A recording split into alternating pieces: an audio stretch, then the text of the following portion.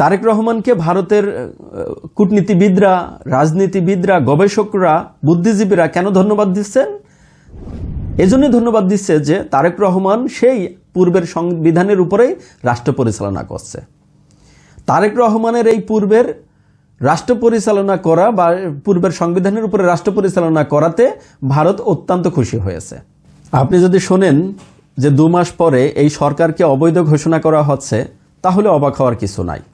আপনি যদি এও শোনেন 5 মাসের ভিতরে বর্তমানে যে রাষ্ট্রপতি আছে শাহাবুদ্দিন আহমেদ চুপ্পু, তার নেতৃত্বে বাংলাদেশে শেখ হাসিনা আবার ফিরে আসছে, তাতেও অবাক হওয়ার কিছু নাই।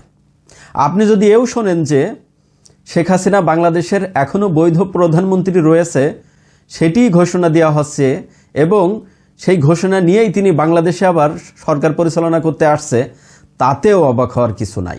কেন অবাক হওয়ার কিছু নাই? কারণ বিএনপি যেভাবে হাঁটছে বা বিএনপি তাদের নিজেদের জালে নিজেদেরকে আগামীতে আটকে ফেলবে। এখন এই কথাগুলো শোনার পরে আপনারা হয়তো অবাস্তব মনে হতে পারে, কি ভাই অবাস্তব কথাবার্তা বলেন। তাহলে আসুন অবাস্তবকে বাদ দিয়ে বাস্তবতা হিসাব করে দেখি। বাংলাদেশে একটা গণ অভ্যুত্থান পূর্ববর্তী হয়ে গিয়েছে এবং পরবর্তীতে বর্তমানে নতুন একটা সরকার গঠিত হয়েছে, রাইট? বাংলাদেশে একটি গণবিপ্লব সংগঠিত হয়েছে। গণবিপ্লবের একটা পর্যায়ে একজন কেয়ারটেকার গভর্নমেন্ট এসেছে বাংলাদেশে, তারাও বাংলাদেশটাকে কিছুদিন পরিচালনা করেছে এবং একটা ফ্রি ফেয়ার নির্বাচনের অনুষ্ঠান তারা আয়োজন করেছিল। যদিও নির্বাচনটা সুষ্ঠু হয়েছে বলে অনেকেই বলে থাকে, বিশেষজ্ঞদের মতে নির্বাচনের কিছুটা ইঞ্জিনিয়ারিংও হয়েছে বলে সে কথা প্রচলিত আছে।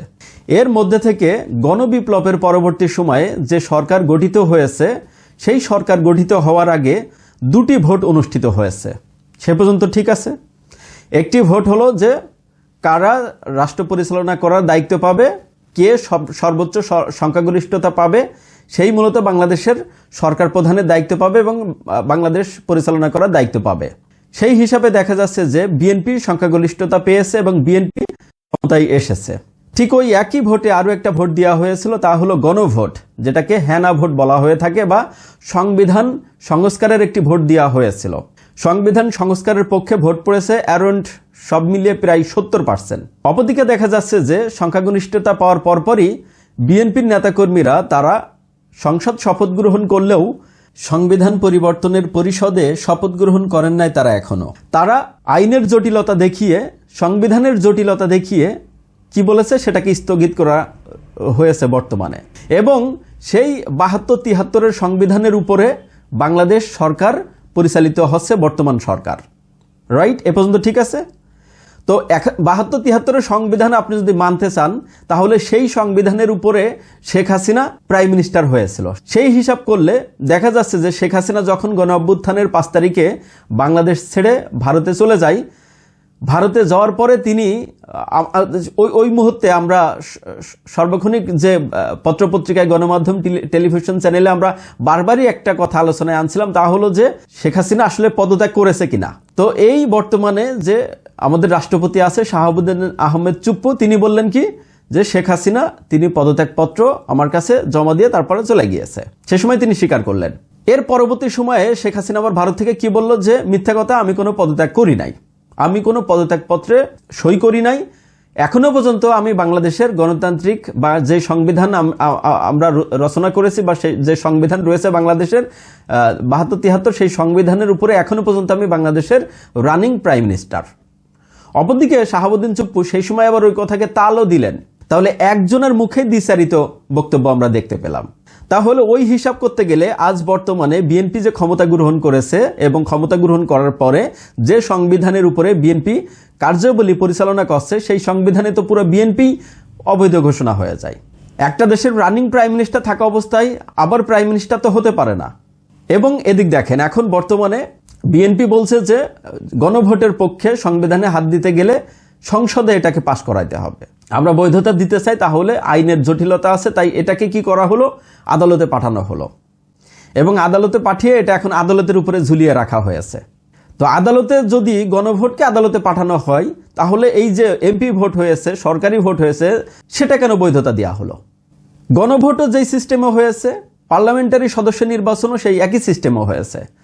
একই সিস্টেমে হওয়ার ফলে পার্লামেন্টের সদস্যরা যদি পার্লামেন্টে যাইতে পারে, আদালতে জটিলতা যদি না থাকে, তাহলে গণভোটের জটিলতা আদালতে কিভাবে গেল? আরও একটা কথা শুনে রাখুন, 6 মাস পরে যদি আপনি শোনেন যে বর্তমানে যে আমাদের যে রাষ্ট্রপতি শাহাবুদ্দিন আহমেদ চুপ্পু, তিনি যদি তার বহাল ভবিষ্যতে যে জায়গায় তিনি আছে এই জায়গায় যদি থাকে, তাহলে 6 মাস পরে আপনি যদি শোনেন যে শেখ হাসিনা আবার তার নেতৃত্বে বাংলাদেশে ফিরে আসছে, এটা অবাক হওয়ার কিচ্ছু নাই, এটা বাস্তবতা। আপনি লিখে রাখেন আমার কথাটা, আপনি লিখে রাখেন যে রনি এরকম একটা কথা বলছিল, বাংলা মিডিয়ার প্রধান বার্তা সম্পাদক, তিনি এমন একটা কথা বলেছে, আমরা লিখে রাখলাম, সেই কথা সত্যি হলো, লিখে রাখেন। এখন আসি, গতকাল অনুষ্ঠিত হয়েছে আমাদের বাংলাদেশের নির্বাচনের পর গতকালই প্রথম সংসদ অধিবেশন অনুষ্ঠিত হয়ে গেছে বাংলাদেশে, কাঙ্ক্ষিত সংসদ অধিবেশন, যে অধিবেশনটা দেখার জন্য মানুষ মুখিয়েছিল। এই সংসদ অধিবেশনে নতুন নতুন মুখ এসেছে, নতুন নতুন ম্যান এসেছে, নতুন নতুন রাজনীতিবিদ এসেছে, নতুন মন্ত্রিত্ব এসেছে, নতুন প্রতিমন্ত্রিত্ব এসেছে, নতুন এমপি এসেছে, এবং সবচেয়ে বড় ইন্টারেস্টিং ঘটনা হলো এবার সংসদে সবচেয়ে বেশি ইসলামিক সমমনা দলগুলো থেকে আপনার প্রার্থী বেশি নির্বাচিত হয়ে বর্তমান সংসদে তারা এসেছে। এখানেই ছিল সবচেয়ে বড় আলোচনা সমালোচনা এবং সবচেয়ে বড় ইন্টারেস্টিং বা মানুষের কৌতূহলের একটি জায়গা। এই সংসদে আসার পরে গতকাল আমরা কি দেখতে পেলাম? পুরো সংসদ অধিবেশন পরিচালনা হলো সেই সংবিধানের উপরে। এই সংবিধান এখন যদি আমি মানতে চাই, তাহলে বর্তমানে যে সংসদ অধিবেশনে যে পার্লামেন্টারি সদস্যগুলো আছে তাদের বৈধতা থাকে না।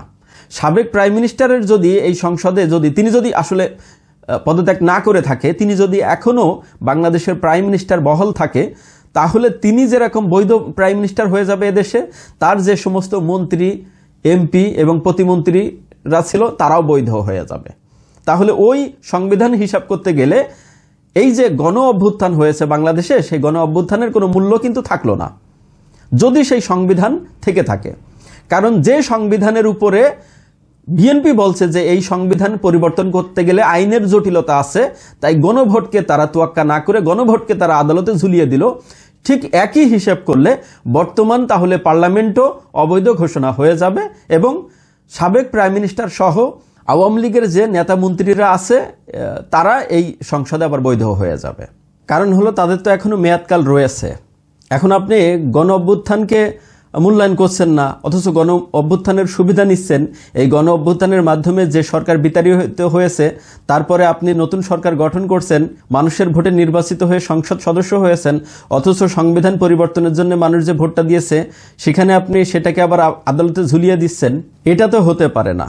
কিছু কিছু সংবিধান মানা হচ্ছে, আবার কিছু কিছু গণ অভ্যুত্থান মানা হচ্ছে, মানে নিজেদের সুবিধার্থে গণ অভ্যুত্থানটাকে মানা হচ্ছে। অপরদিকে আবার যখন বৃহত্তম হিসাব করে দেখছে যে না, তাহলে তো ঝামেলা হয়ে যাচ্ছে এখানে, তখন আবার সংবিধানের ফিরে আসা হচ্ছে। এবং এখানে আরও একটা মজার ঘটনা হলো, ভারতের খোদ নরেন্দ্র মোদী বাংলাদেশের বর্তমান প্রাইম মিনিস্টার জনাব তারেক রহমানকে সর্বপ্রথম অভিনন্দন জানিয়েছে এবং তিনি খুশি হয়েছে। জনাব তারেক রহমানকে তারা ধন্যবাদ দিচ্ছে। তারেক রহমানকে ভারতের কূটনীতিবিদরা, রাজনীতিবিদরা, গবেষকরা, বুদ্ধিজীবীরা কেন ধন্যবাদ দিচ্ছেন? এজন্যই ধন্যবাদ দিচ্ছে যে তারেক রহমান সেই পূর্বের সংবিধানের উপরেই রাষ্ট্র পরিচালনা করছে। তারেক রহমানের এই পূর্বের রাষ্ট্র পরিচালনা করা বা পূর্বের সংবিধানের উপরে রাষ্ট্র পরিচালনা করাতে ভারত অত্যন্ত খুশি হয়েছে।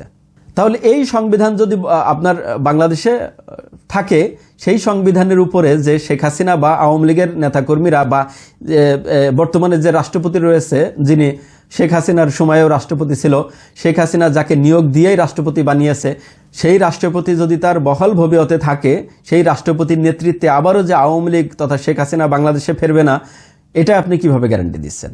সবাই ভালো থাকুন, সুস্থ থাকুন, আল্লাহ হাফেজ, আসসালামু আলাইকুম। এখনো পর্যন্ত যারা আমাদের চ্যানেলটা সাবস্ক্রাইব না করে ভিডিও দেখছেন, তারা দয়া করে আমাদের চ্যানেলটা সাবস্ক্রাইব করুন এবং কন্টিনিউ এই ধরনের আপডেটগুলো পেতে এখনই ভিডিওতে একটি লাইক দিয়ে আমাদের সাথে যুক্ত থাকুন।